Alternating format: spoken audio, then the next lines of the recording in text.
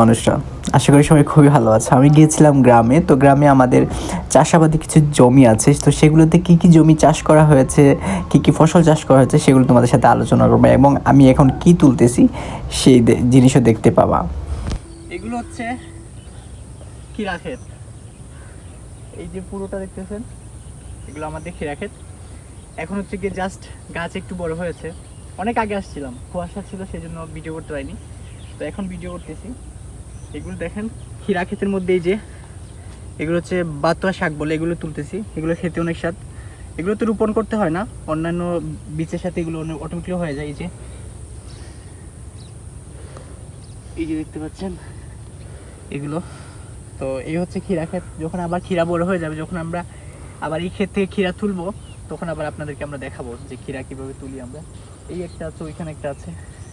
খিরা ক্ষেতের গাছগুলো হচ্ছে একটু বড় হয়ে গেছে, মাটিগুলো প্রায় বসে গেছে, তো মাটিগুলো একটু ঝুরঝুরা করে দেওয়ার জন্য কোদাল দিয়ে হালকা ভাবলাম একটু করে দিই, তাহলে গাছগুলোর জলগুলো প্রসার হতে সাহায্য করবে। তো সেই জন্যই কোদাল দিয়ে গাছের মাটিগুলোকে একটু ঝরঝরা করে দিচ্ছিলাম। কোদাল দিয়ে দেখতে পাচ্ছ আমি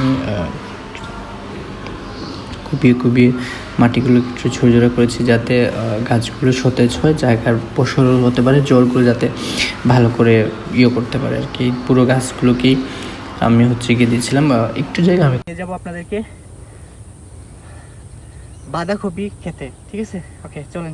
হচ্ছে কি তোমার বাঁধাকপির খেতে, বাঁধাকপির ক্ষেতটা হচ্ছে এখান থেকে একটু দূরে, কারণ একটা থেকে আরেকটা ক্ষেতের দূরত্ব আছে, মাঝখানে আদার্স মানুষের অনেক ক্ষেত রয়েছে। সো আমি হচ্ছে গিয়ে বাঁধাকপি খেতে যাচ্ছি।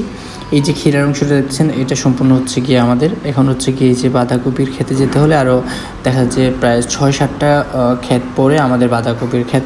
এই যে সামনে দেখতে পাচ্ছেন, আমি অলরেডি চলে এসেছি বাঁধাকপির খেতে। এই যে দেখা যাচ্ছে এটা হচ্ছে তোমার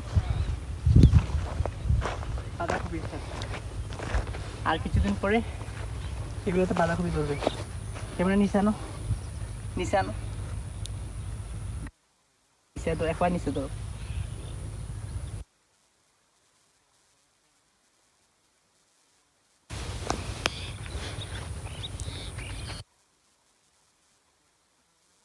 বাঁধাকপি এত বড় বড় হবে, ঠিক আছে? যখন বাঁধাকপি হবে তখন আবার দেখাবো।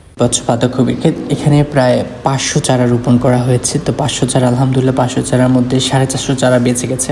আর এই হচ্ছে কি ড্যাঙ্গা ক্ষেত। তো এখান থেকে বাসায় যেহেতু যাচ্ছি, সিলেটে ব্যাক করব, তো ভাবলাম কিছু আমাদের ড্যাঙ্গা গাছ, ড্যাঙ্গা আর কি আমাদের সিলেটের জন্য বাসার জন্য নিয়ে আসবো, সেই জন্যই কিছু এখান থেকে কিছু ড্যাঙ্গা তুলে নিচ্ছিলাম।